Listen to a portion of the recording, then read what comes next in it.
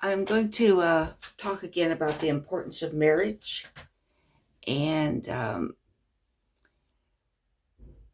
why, as a culture, we need to promote marriage.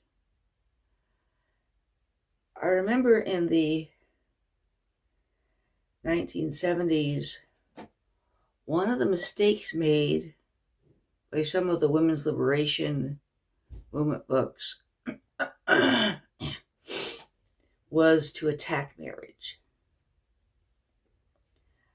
This wasn't done by Betty Friedan's The Feminine Mystique. She seemed to be rather pro-marriage, and she believed that the stereotypes against women actually worked against marriage. But in Kate Millett's Sexual Politics, she wrote that a true sexual revolution, or women's revolution, they seem to be the same thing, marriage would be replaced by voluntary association if such were desired. And I remember reading that and thinking, huh? What? Marriage, at least in the West, is a voluntary association.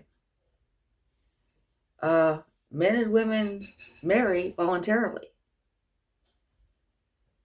I mean, I know there's the expression shotgun marriage, but that it is just an expression. People marry of their own free will. Okay.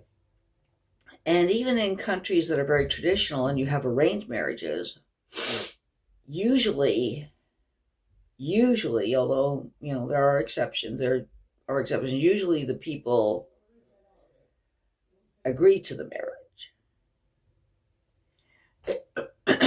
Yeah. And then there was voluntary association if such were desired. Voluntary association if such were desired.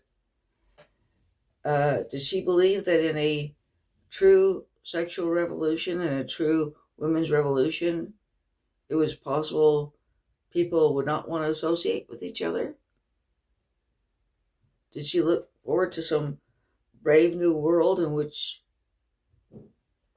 people would lose a desire to associate with each other? What kind of a future was that? Pretty strange one. Okay, another thing I remember about Sexual Politics was that after predicting the demise of marriage, she then devoted a chapter to attacking Henry Miller for basically glamorizing promiscuity, or from a male point of view. She didn't like his pursuit of cold,